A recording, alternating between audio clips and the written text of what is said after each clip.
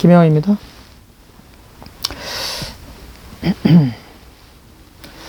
겨울비가 내리죠. 어제부터 내리더니 아주 오래가네요. 기온이 조금 떨어진 것 같긴 한데 여전히 제 연구소도 아주 매섭습니다.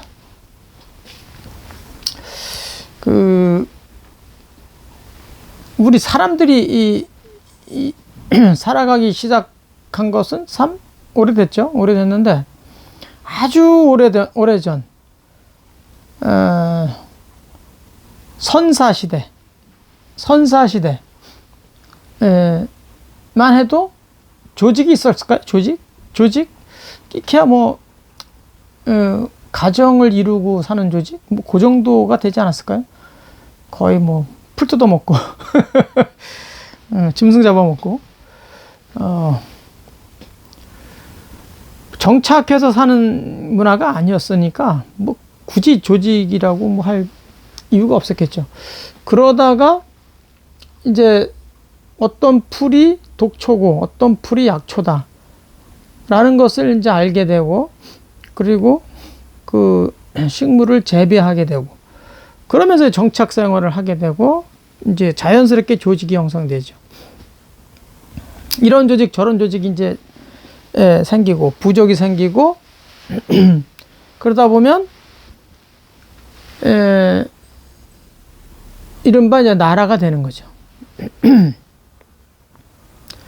나라를 이제 나라라는 조직을 유지하려면 어떻게 됩니까?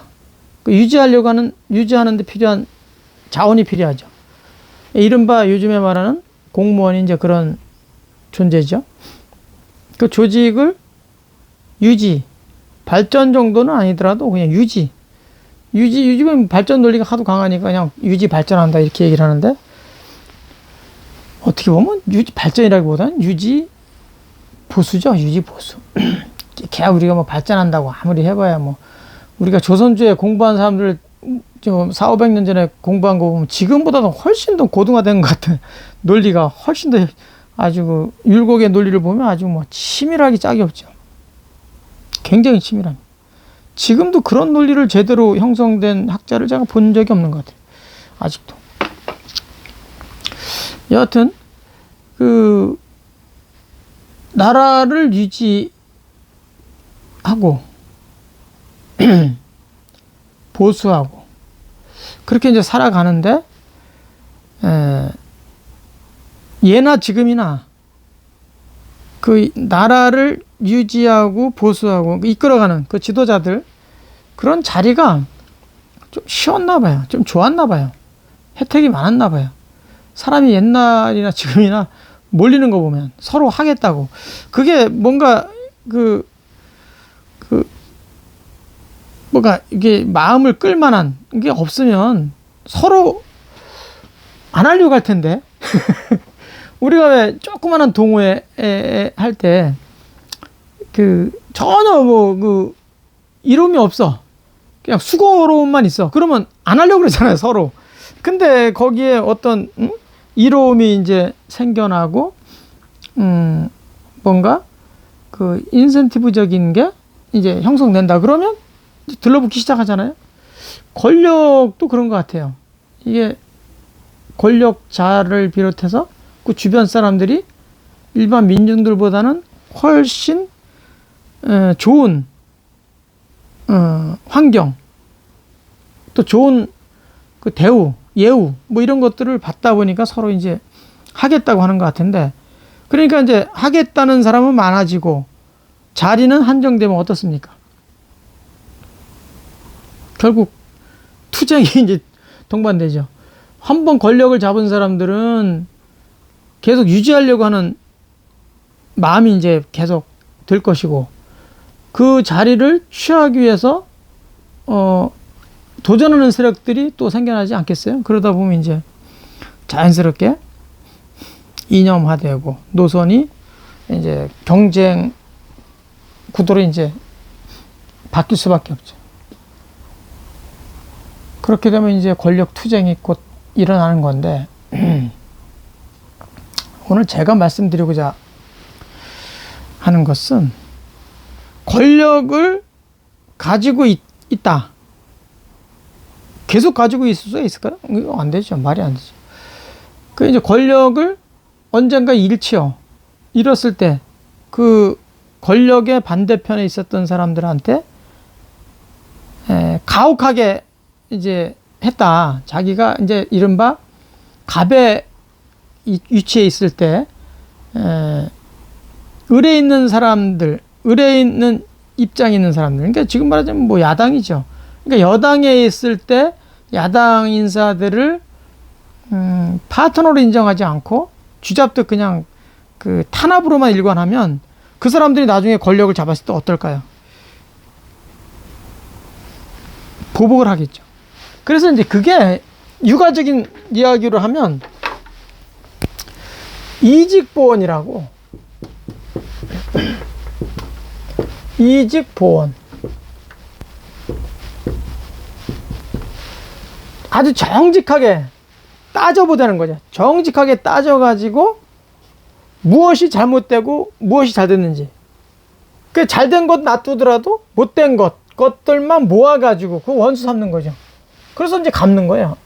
정직하게. 그래서 이른바 교도소도 보내고 뭐 벌금도 내게 하고, 하여튼 뭐 인신도 구속할 수도 있고 재물로서도 아주 그 상당 부분 제약할 수 있는 그런 이제 논리로 갈 수 있는 거죠. 근데 그렇게 돼버리면 또 그 친구들이 이제 야당이 여당 되고 여당이 야당 되잖아요. 그러면 야당이 여당 됐을 때 그렇게 이제 아주 올바름으로써 원수를 갚는다. 그러면 잘 운영이 될까요? 그냥 간단하게 이렇게 얘기를 해보면 아주 옳은 논리고 옳은 행위 같아요. 근데 권력이라는 것은 참 오래 가기가 쉽지 않죠. 권불 10년이라는 말도 있잖아요. 언젠가 실수를 통해서 바뀔 수가 있죠. 그럼 온갖 이제 그 탄압을 받았다고 느껴지는 그 세력들이 다시 권력을 잡으면 어떻습니까? 똑같이 이런 구도로 가면 보복이 끊임이 이어갈 수밖에 없는 거죠. 저는 그 보복을 많이 당했다, 내지는 탄압을 많이 당했다 하더라도 이 직이 아니라 이 덕으로 뭐를 갚는다? 원수를 갚는다. 이러면 이 덕으로서 원수를 갚는다. 이게 이제 도가사상적인 이제 예인데 원수를 덕으로 갚는 거예요.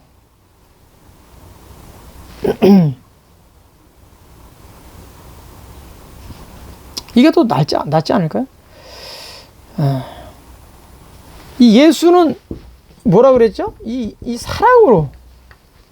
사랑으로서 원수를 갚는, 이 도가사상과 아주 유사한데 예수도 원수를 사랑으로 갚으라 그랬죠.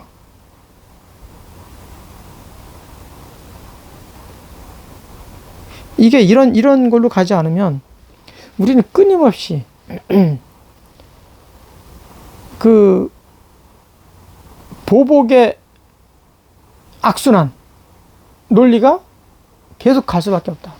그러면 정권이 바뀔 때마다 수많은 정치인은 말할 것도 없고 수없이 많은 관료들도 희생당할 수 있다. 새로운 권력자가 들어서기만 하면 적극 행정을 하라고 그렇게 외쳐대죠.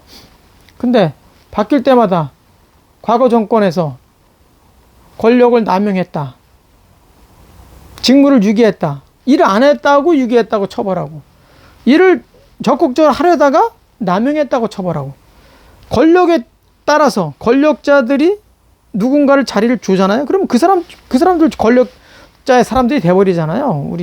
우리 풍토라는 게, 인사 풍토라는 게. 사람들은 똑같은 공직자라도 권력의 어떤 권력자들이 들어와서 잡고 있느냐에 따라서 그때 진급하고 승진한 사람들, 좋은 자리에 간 사람들은 그 권력자 사람들이 돼버리잖아요. 이런 풍토에서는 끊임없이 희생자가 나올 수밖에 없다. 이게 올바른 거냐. 과거 DJ가 이 원한을 가지고 있다면 굉장히 많았겠죠. 어마어마한 죽음도 많이 죽을 뻔한 그런 경험도 많이 했고, 아주 정적으로도 탄압을 엄청 많이 받았죠. 그러나 권력을 딱 97년도에 차지했죠. 극적으로 차지했죠. 권력을 잡았죠. 근데 어떻게 했습니까? 다 보복했나요? 이직보원으로 갔나요? 이덕보원으로 갔죠. 이덕보원 논리로 갔죠. 덕으로 원수를 갚겠다. 그래서 처벌하지 않았죠. 그래서 상당수 그때 당시에 여당에서 야당된 주요 인사들도 많이 썼죠. 일종의 이제 탕평 인사를 많이 했죠. 근데 그런 덕으로서 이어가서 2002년도인가요? 노무현 대통령이 또 다시 한번 좌파들이 다시 한번 재집권하는데 성공을 했다. 그것도 어떻게 보면 다 그런 인사들이 불안하지 않은, 보복하지 않는다는 것을 봤기 때문에 또 노무현 정부에도 이렇게 도움이 되는, 또 불안하지 않게 민중들도 자기 한 표를 기꺼이 줄 수 있는 그런 게 될 수 있었다고 볼 수 있어요. 넬슨 만델라라고 남아공 정말 최고의 지도자라고 불리는데, 그분도 엄청난 감옥살이도 수십 년 동안 하고 엄청난 탄압을 받았잖아요. 근데 권력을 딱 잡고 어떻게 했습니까? 다 포용하고 갔잖아요. 이덕보원 쪽으로 가서요. 이해보원으로 갔다니까요.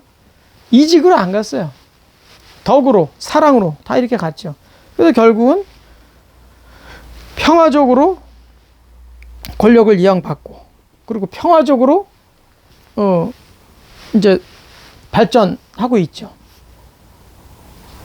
하나하나 정직하게 따져보면 죽일 사람 얼마나 많았겠습니까? 그러나 그렇게 가면 오래 가지 못한다라는 것을, 이건 지도자들이라면 알 수 있는 거예요. 이건 크던 작던 전 세계 고래로부터 큰 힘을 치고 그 원한으로 갚는, 그러니까 정직함으로써 눈에는 눈이다, 이에는 이다, 이렇게 있는 그대로 다 살펴가지고 원수를 갚는 이런 지도자는 저는 보지 못했어요. 늘 자기가 탄압을 받았어도 덕으로서 포용했죠. 그래서 큰 지도자가 되는, 그렇게 해야 나라가 좀 더 강해지고 자기하고 반대 진영에 있던 사람들도 마음 놓고 가서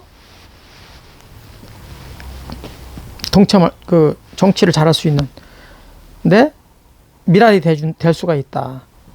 늘 불안한 상태에서는 공직자가 됐든 정치인이 됐든 일을 안 하게 돼 있어요. 불안하잖아요. 그러니까 걸리지 않을 만큼만 딱 하는 거예요. 그러면 그 피해는 누가 받습니까? 고스란히 민중들한테 다 가는 거죠. 피해는. 왜 고급 자원을 갖다 놓고 왜 제대로 쓰지 못할까요? 불안하면 그렇게 된다는 것이죠. 그래서 저는 우리 문재인 정부가 들어서고 나서 이명박근혜 정부 적폐청산이라는 이름으로 수많은 사람들을 감옥에 넣고, 또 그걸 피하기 위해서 또 많은 사람들이 자살을 하는 사건을 좀 많이 봤잖아요. 그러니까 이건 참 올바른 것 같지가 않아요. 지금 윤석열 검찰총장하고 상당히 대립하고 있는 것으로 알고 있는데, 윤석열 총장이 적폐청산한다고, 전 정권들 적폐청산한다고 그렇게 메스를 가할 때는 전부 다 박수 쳤잖아요. 저는 그때 박수 치지 않았습니다. 저는 그때도 비판했습니다. 근데 지금도 또 비판합니다. 그 칼날이 지금 어디에 향하고 있어요? 현 정권의 심장부를 지금 막 향하고 있잖아요. 그러니까 지금은 또 막 거꾸로 이제 또 난리가 난 것처럼 이렇게 하는데, 저는 이게 이렇게 되면 나중에 정권 또 바뀌면 어떨 것 같아요? 또 보복한다고 또 적폐청산한다고 또 난리치지 않겠어요? 이름은 적폐청산이지. 적폐라는 거는 없을 수는 없죠. 그러나 그 적폐를 어떻게 현명하게 풀어가면서 적폐를 해소시킬 거냐. 이건 지도력에 달린 거지, 지도력. 우리가 정치라는 말이 뭐예요, 정치? 이 정치인들. 네? 이게 바르게, 이게 다스린다는 거잖아요. 이게 다스릴 치고, 이 다스린다 할 때, 다스린다는 말이 뭡니까? 다 살린다는 거잖아요. 치인한테, 치인. 사람들을 다스린다. 사람들을 다 살려내겠다는 거잖아요. 그게 정치인데, 다 사람들을 살려내겠다고 하면서 자기들하고 노선이 조금 안 맞으면, 이념이 좀 안 맞으면 완전히 그냥 그 갈라치기 해서 처단하는 쪽으로 가면 이건 또 다른 적폐를 또 만들어지는 과정이다. 저는 이렇게 생각을 합니다. 그래서 지금이라도 이제 총선이 이제 100일 앞으로 다가왔잖아요. 지금이라도 권력을 누가 많이 차지하느냐. 이게 중요한 게 아니라 권력을 차지했을 때, 권력을 차지하면 갑이 되죠. 의뢰 있는 사람들, 사정이 좋을 때 사정이 좀 안 좋은 사람들을 덕으로서 좀 베풀어 봐라. 그러면 자기가 을이 됐을 때 갑으로부터 베품을, 은혜를 또 받는 거죠. 근데 그런 문화로 좀 빠르게 전환이 됐으면 좋겠습니다. 모든 게 다 민중들을 위한다고 명분을 세우고 있지만 그 명분이 실제로, 명은 항상 실이 있어야 되잖아요. 이름만 있어 갖고는 안 되고 실제로 실제가 있어야죠. 그러니까 그 덕으로서 상대를 감화시켜서 민중들로 하여금 하나가 될 수 있도록 이렇게 하는 것이야말로 가장 효율적이고 생산적인 정치가 될 수 있다, 이렇게 생각을 합니다. 네, 마치도록 하겠습니다.